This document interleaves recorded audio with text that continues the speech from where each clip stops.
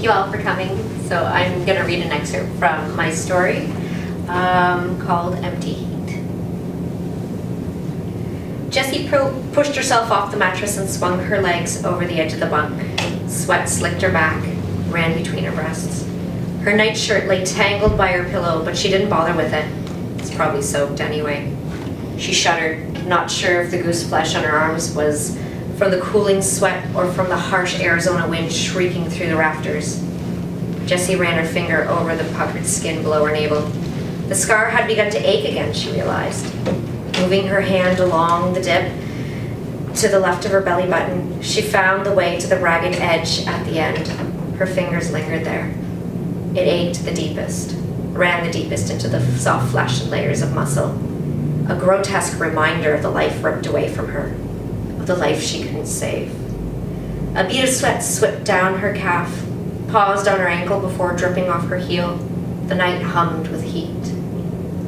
Jessie climbed down the ladder, opened the bedroom door, and stepped out into the hallway where a strange, soft glow percolated from the kitchen. She stepped on each floorboard with extra care, releasing her weight only when she was sure she'd make no noise.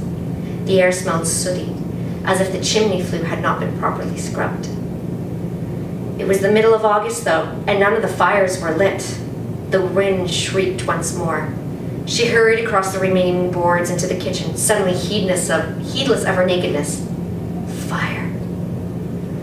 Through the window above the sink, she saw the hatchling barn completely engulfed, a glaring torch against the southern sky. Running past the bedrooms, Jessie flung open the doors, shouting at the men inside. She ran into her own room, threw on the lights, and banged on the smooth timber of the bunks on her way to the wardrobe. "Get up! The hatchling barn's on fire!" She grabbed an overshirt and a pair of breeches slung over the chair. Her boots went on next. The Wranglers moved slowly at first and then started towards the door, filing past her with the lumbering thump of sleep-doped confusion. "What the hell's bells, woman?" Hoyt asked, rubbing his face and squinting down at her from the top bunk. "The hatchling barn's on fire." Hoyt cursed and jumped down from the bed. "I told you that diamond back needed to be muzzled," Jessie growled. "I told you he was old enough. Now we've lost him along with the whole goddamn clutch. Quit gaping at me and get moving." She hurried out of the house with the rest of the Wranglers, received a nod from Hoyt when she shouted about heading for the aquifer controls. Jessie cut a sharp left around the house and ran to the utility shed, pulled the broken lock from the chain and yanked it off the metal door. She turned all the taps, including the one leading directly to the underground reserve. The pipes groaned and knocked. Cold mist hissed into the air, but the contraption held. A breath later, she heard the hydrants rumble to life. She left the utility shed at a trot instead of a run. She had not been brought here to put out fires. Jessie returned her attention to the pens at the distance. The half-dozen bull dragons stood like statues in the orange light, their wings tightly against their flanks. Even from a distance, she could see the fire-damping muzzles were still secure over their snouts. A small blessing. The scales glittered in the light, as did their overlarge eyes. They were quiet, and that was good. The females, though, were another matter. The cow pen was a tangle of wings and tails and heavy iron chains dragging across the sandy ground. The beasts howled and roared at the fire, pulled against their restraints and tried to fly away, only to be choked back down to the ground. She spotted the matron dragon in the far corner, spikes fully extended and lips pulled back to show her fangs. Jessie's heart began to pound. If she didn't settle the colony down soon, they would shed their scales, rendering them useless for anything other than the slaughterhouse. She fingered the three brass rings on her left hand. Each one represented a ranch she'd kept from the cruel realities of dragon rearing, given to her by the governor herself, you hear. And this worthless scrap of earth would be number 4.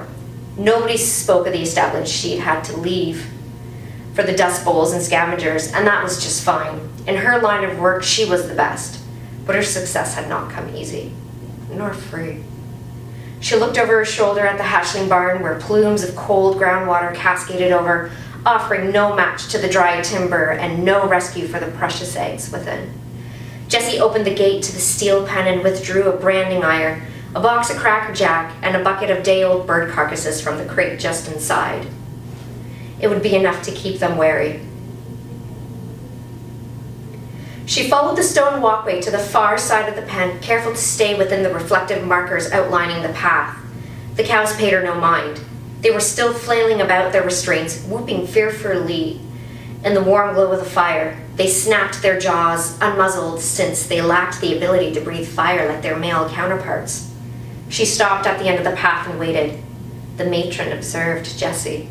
Her eyes rolled back and her spiked mane puffed out, making her head look too big for her body. It would have been funny if not for the gravity of the gesture. She wasn't frantic like the rest of the herd. She knew better. Jessie swung her arms and tossed the contents of the bucket at the dragon. Mourning doves and incas, quail, and even a few woodpeckers rolled in the sand, stopping a few feet from the matron. "Come on, Stella, get your eats. Come on, girl, eat up," Jessie cooed. The matron didn't move. Instead, she turned her attention to the other cows. "Settle down, girls," Jessie shouted at the other dragons. She banged the steel fence with the iron, sending vibrations through the hollow posts buried beneath the pens and up the chains connected to their harnesses.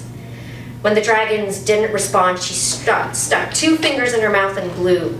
The noise alerted the dragons, made them aware of the command Jessie had given. Some lay down immediately, while others paced the length of their chain, grunting periodically. At least they'd stop that unbearable wailing. Jessie whistled again and the last cow landed, cocking her head fearfully in Jessie's direction. She shook the box of Cracker Jack and every female turned to look at her, now uttering a begging moan. Jessie set the box down on the path, well in sight but out of reach, and turned back to Stella. The birds lay uneaten, but now the dragon was standing, her mane pressed back against her neck. It rose and fell as the matron rolled her eyes and looked at the birds. "That's it, girl. Eat your goodies. Special treat just for you. Eat 'em up." Stella hissed and puffed her mane out again. The chain of her harness jangled. Jessie returned the challenge by roaring at the matron. She banged the branding iron against the stone of the walkway and threw her hands in the air. Stella cocked her head to the side, grunted once more, and turned her back to Jessie. She fell on her side in a cloud of dust and rumbled irritably. Jessie cursed. She took a careful step off the path and shouted at Stella. "What's your problem? They're just a clutch of eggs." Another step. "You haven't even met them." "And you can have more." Jessie rubbed the scar on her abdomen. 3 years and the pain had not subsided, no matter what the physicians gave her. She started back down the stone walkway. The glow of the fire was finally dying, leaving the dragon's eyes to glow in the increasing darkness. There wasn't much more she could do tonight except hope. Maybe pray. She opened the box of Cracker Jack and threw a handful of caramel kernels to each of the cows. In the morning, she would try with Stella again. Thank you. From the sky of heaven.